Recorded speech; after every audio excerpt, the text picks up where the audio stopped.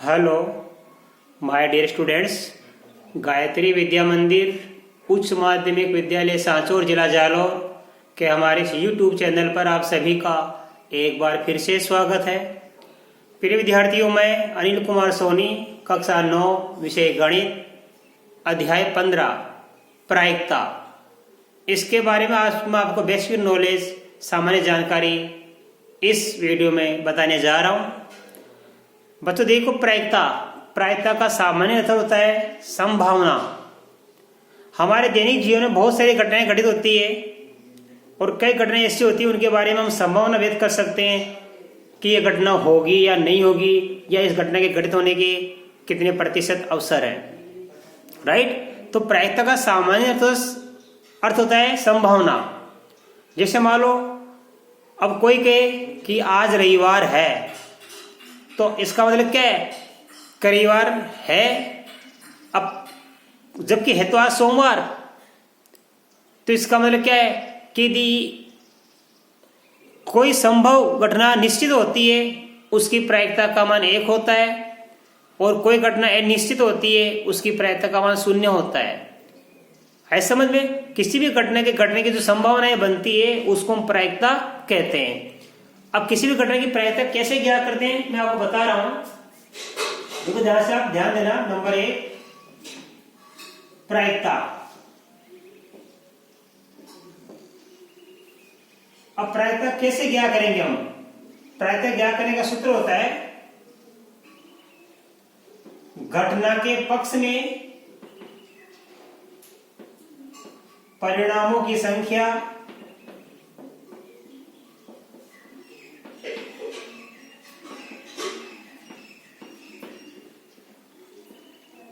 बटा प्रयोग के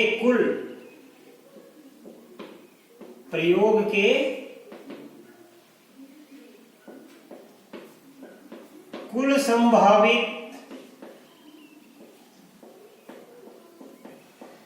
परिणामों की संख्या। ये सूत्र आपको याद कर लेना है कि प्रायिकता कैसे ज्ञात करते हैं। मान लो आपकी क्लास 9th में आपके मान लो 40 स्टूडेंट्स हैं। कितने स्टूडेंट्स हैं? 40। अब आपको क्लास का मॉनिटर बनाना है। उसमें से 2 उम्मीदवार खड़े हैं, उम्मीदवार ए और उम्मीदवार बी। तो शेष कितने बच गए? क्योंकि 40 में 2 लड़के तो खड़े हो गए, इलेक्शन लड़ रही मॉनिटर का, तो शेष कितने बच जाएंगे? 40 - 2 बराबर कितने हो गए? 38।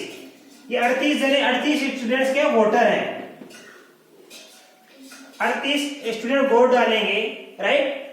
अब कुछ स्टूडेंट तो ए का समर्थन करेंगे, कुछ स्टूडेंट बी का समर्थन करेंगे। मान लो इस ए का समर्थन करने वाले हैं 30 स्टूडेंट्स और बी का समर्थन करने वाले हैं 8 स्टूडेंट्स। अर्थात ए के फेवर में कितने हैं? 30 विद्यार्थी और बी के फेवर में कितने हैं? 8 विद्यार्थी। ये पूरी कितने में से है? 38 में से। तो आपको कोई पूछे कि बताओ ए और बी में से कक्षा 9 का मॉनिटर बनने में ए की प्रायिकता कितनी है, यानी ए के जीतने के अवसर कितने हैं? तो इस ए का जीतने का अवसर कितना होगा? घटना के पक्ष में परिणामों की संख्या। घटना क्या है? मॉनिटर बनने की घटना हो रही है। तो कौन है पे? ए के जीतने की हमको प्रायिकता क्या करनी है?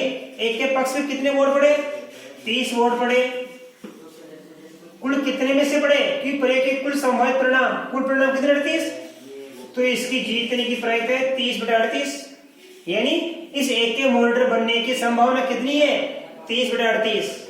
और बी के मॉनिटर बनने की कितनी संभावना है? 8/38।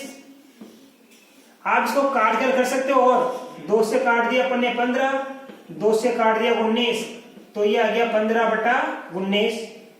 इसको काट सकते हो आप। देखो 2 से काट दिया 4 और 2 से काट दिया आपने 19, तो ये आ गया 4/19। राइट। तो इसका मतलब आपको समझ में आ गया कि प्रायिकता कैसे ज्ञात करते हैं। प्रायिकता संभावना किसी भी घटना की प्रायिकता क्या होती है? घटना के पक्ष में परिणामों की संख्या बटा प्रयोग के कुल संभावित परिणामों की संख्या। मैंने आपको एग्जाम्पल बताया कि कक्षा 9 में मान लो 40 स्टूडेंट है, 2 विद्यार्थी मॉनिटर के इलेक्शन में खड़े हो गए, शेष बचे 38 विद्यार्थी वोट डालने वाले वोटर्स हो गए। कुछ विद्यार्थी 30 विद्यार्थी एक को वोट करेंगे और 8 विद्यार्थी बी को वोट करेंगे, तो एक के जीतने की प्रायिकता कितनी हो गई? 30/38 और बी के जीतने की प्रायिकता होगी 8/38। तो इसको काट कर लिया 15/19, तो एक के जीतने की प्रायिकता है और 4/19 इस बी के जीतने की प्रायिकता है। राइट, अब देखो जो एक के जीतने की प्रायिकता है वो बी के हारने की प्रायिकता है।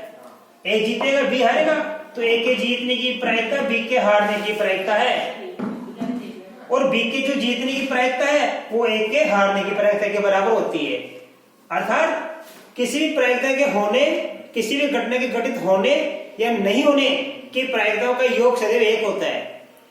तो ये बातें आपको सीखनी है, इसको अच्छे से समझ लो उदाहरण को।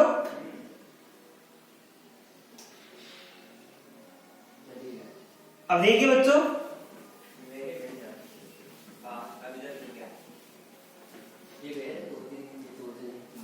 मैं आपको अगला पॉइंट बता रहा हूं, नंबर 2।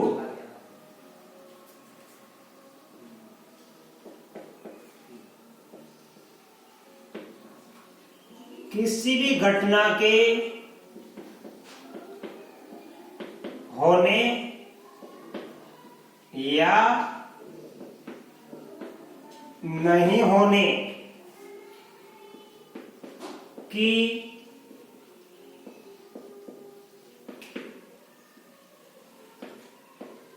प्रायिकताओं का योग बराबर 1 होता है। कोई घटना घटित होने की संभावना, यानी कोई भी घटना होने या नहीं होने की प्रायिकता का योग 1 होता है। जैसे मान लो कोई घटना हमारे पास में ए है, घटना ए होने की प्रायिकता, जैसे पी का मतलब प्रायिकता, घटना लिख रहा हूं ए, तो घटना ए होने की प्रायिकता प्लस घटना ए नहीं होने की प्रायिकता बराबर 1। यह पी का मतलब क्या है? प्रोबेबिलिटी यानी प्रायिकता। पी ए यानी घटना ए होने की प्रायिकता, और यहाँ पे मैंने ये बार कैसे लगा दिया, यानी घटना नहीं होने की प्रायिकता। देखो इसका मतलब घटना होना, इसका घटना नहीं होना, तो घटना ए होने की प्रायिकता, घटना ए नहीं घटने की प्रायिकता, इन दोनों का योग कितना होता है? 1। मैं लिख सकता हूं पीई प्लस पीई नहीं, इसका नहीं बराबर 1। मैं लिख सकता हूं P W plus P W नहीं बराबर 1। तो यह घटना कौन सी हो रही है? ए। यह घटना कौन सी हो रही है? ई। यह घटना कौन सी हो रही है? डब्ल्यू। घटना ए होना और घटना ए नहीं होना की प्रायिकताओं का योग कितना होगा? 1। घटना ई का होना और घटना ई का नहीं होना की प्रायिकताओं का योग 1। घटना डब्ल्यू का होना और घटना डब्ल्यू का नहीं होना की प्रायिकताओं का योग 1। तो किसी भी घटना के घटित होने और नहीं होने की प्रायिकताओं का योग सदैव बच्चों कितना होता है? 1 होता है। ये भी आपको याद कर लेना है। आपके लिए सूत्र याद करो, चाहे ये याद करो चाहे याद कर लो, ये ध्यान देना, आप ये याद कर लेना। नंबर 3, एक निश्चित घटना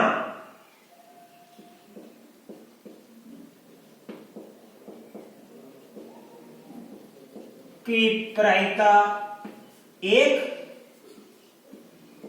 तथा एक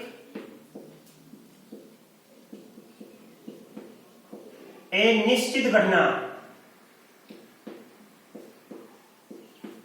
की प्रायिकता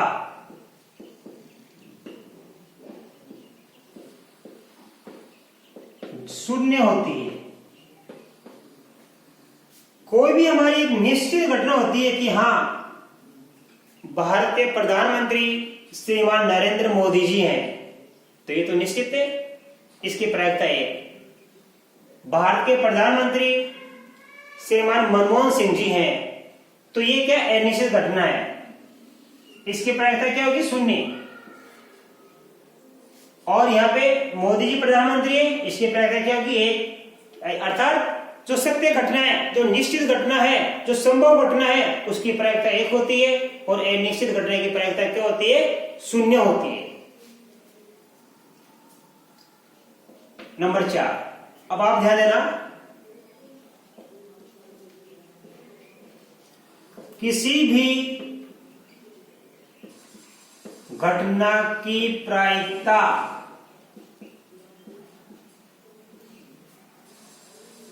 शून्य या शून्य से बड़ी तथा 1 या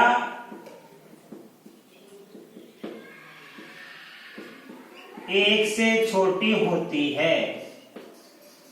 यानी किसी भी घटना की प्रायिकता क्या होती है? या तो 0 होती है अथवा क्या होती है? 1 होती है। 0 भी हो सकती है और 0 से बड़ी भी हो सकती है। 0 से बड़ी हो सकती है लेकिन 1 से बड़ी नहीं हो सकती। तो 0 हो सकती है अथवा 1 हो सकती है, अथवा 0 से बड़ी और 1 से छोटी हो सकती है। ऋणात्मक कभी भी नहीं हो सकती, क्योंकि ऋणात्मक हमेशा क्या होता है? 0 से छोटा होता है, राइट। अब देखिए नंबर 5, सिक्के का सवाल आता है आपके कभी। नंबर 5 देखो आप, नंबर 5 इस बार में आपको नंबर 1 सिक्के का सवाल। कोई भी सिक्का होता है, सिक्के के 2 पक्ष होते हैं। सिक्के के कितने पक्ष होते हैं? 2 पक्ष होते हैं। कौन कौन से होते हैं? ध्यान देना, एक तो होता है चित्त, जिसको एच बोलते हैं, और एक होता हमारे पास है पट, जिसको क्या बोलते हैं हम? टी। ये ध्यान देना, एक तो होता है चित्त जिसको एच बोलते हैं, एक होता है पट यानी हेड एंड टेल। इंग्लिश क्या बोलते हैं? Head and tell. हेड को बोलते हैं चित्त और टेल को बोलते हैं पट। उदाहरण के लिए मान लो क्रिकेट का मैच आप देखते हो या क्रिकेट आप खेलते हो, तो उस क्रिकेट मैच में क्या होते हैं कि कौन सी टीम पहले बैटिंग करेगी या कौन सी टीम पहले बॉलिंग करेगी, इसके लिए एक सिक्के के द्वारा टॉस किया जाता है। अब सिक्के के क्या ऊपर का हिस्सा तो क्या कहलाएगा? आपका हेड, और नीचे का हिस्सा कहलाएगा टेल। तो एक कैप्टन क्या होता है कि वो सिक्का उछालता है और दूसरे कैप्टन से पूछता है वो हेड लेंगे या टेल। अब उस सामने वाले कैप्टन ने बोला कि मैं हेड लूंगा, तो सिक्का उछालेंगे और ऊपर वाला हिस्सा यदि आ गया तो वो टॉस जीत गया। अब उसकी इच्छा है कि उसकी टीम पहले बैटिंग करेगी या बॉलिंग करेगी, बल्लेबाजी करेगी या गेंदबाजी। तो किसी भी खेल में एक सिक्का उछालना एक बड़ा ही अच्छा और ईमानदार प्रयास माना जाता है, क्योंकि सिक्के के 2 ही पक्ष होते हैं, हेड और टेल। जैसे हाँ या ना, आना और जाना है, ऐसे सिक्के के 2 पक्ष होते हैं, चित्त और पट।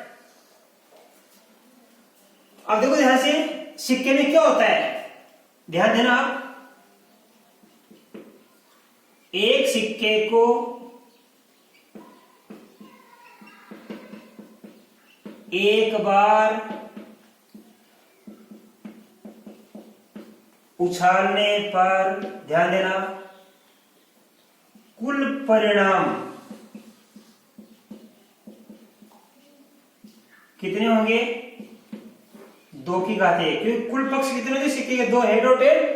तो एक सिक्के को एक बार उछालेंगे 2 परिणाम आ सकते हैं। एक बार उछालेंगे तो 2 की घात 1, 2 बार उछालेंगे तो 2 की घात 2, और 3 बार उछालेंगे तो 3 की घात 3। तो एक सिक्के को एक बार उछालने पर कुल परिणाम होंगे 2 की घात 1, यानी 2 परिणाम प्राप्त होंगे। कौन कौन से होंगे? या तो होगा हेड या होगा टेल। ये 2 परिणाम प्राप्त होंगे एक सिक्के को एक बार उछालने पर, राइट। अब देखिए आप, एक सिक्के को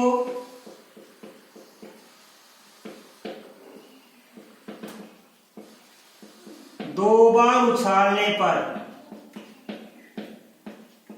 या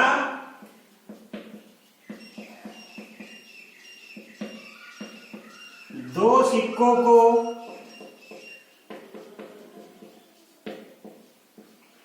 साथ उछालने पर, ये एक ही प्रयोग है। एक सिक्के को दो बार उछाल दो चाहे, या दो सिक्कों को एक साथ उछाल दो, वो एक ही प्रयोग माना गया है। एक सिक्के को दो बार उछालने पर या दो सिक्कों को एक साथ उछालने पर कुल परिणाम कितने प्राप्त होंगे हमको? देखो सिक्के के पक्ष कितने? दो, और हमने सिक्के को कितनी बार उछाला? दो बार, तो 2 की घात 2, 2 की घात 2, अर्थात कितने परिणाम होंगे हमको? 4 परिणाम प्राप्त होंगे। 4 परिणाम प्राप्त होंगे।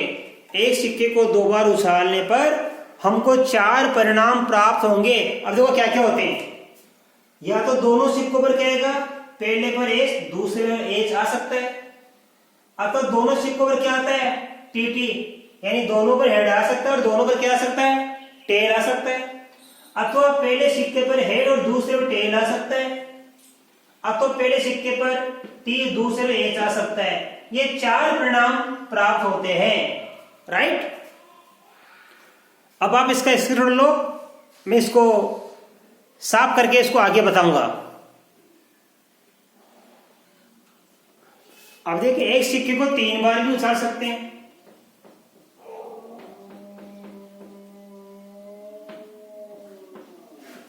एक सिक्के को 3 बार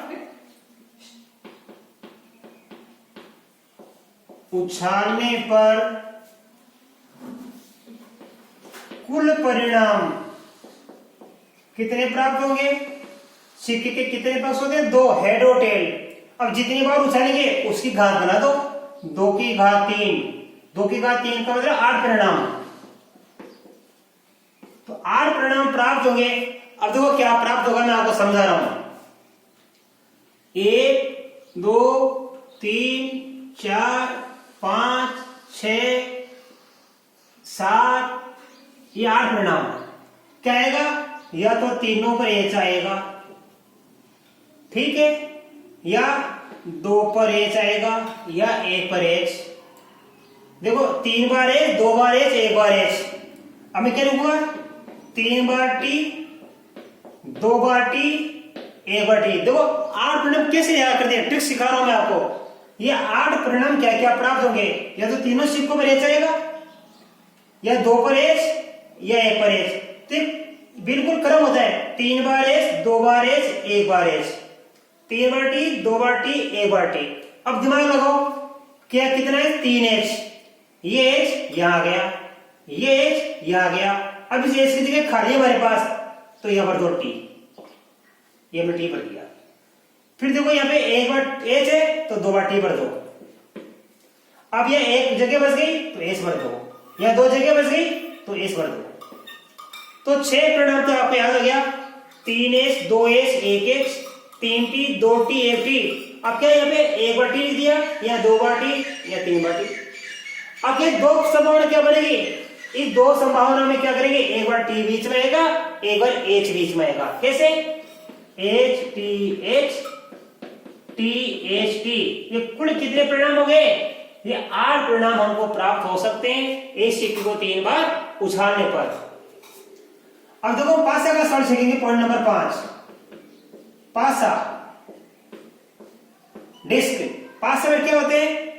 1 2 3 4 5 6 अंक लिखे होते हैं। कुल कितने परिणाम होते हैं? 6 परिणाम होते हैं। आए समझ में? तो नंबर 1, एक पासे को, ये कुल परिणाम कितने हमारे पास? 6 है। एक पासे को 1 बार उछालने पर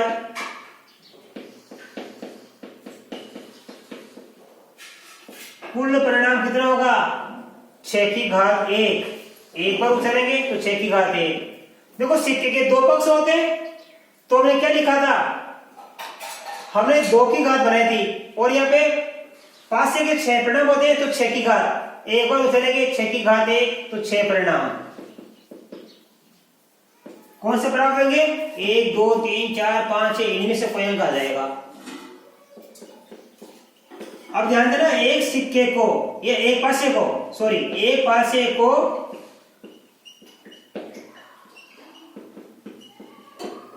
2 बार उछालने पर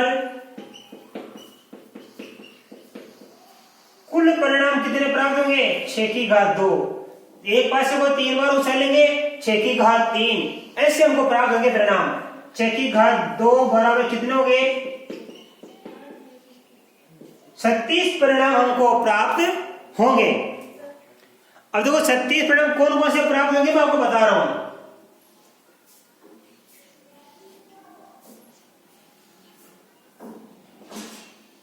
1 2 3 4 5 और ये 6। 1 2 3 4 5 ये 6।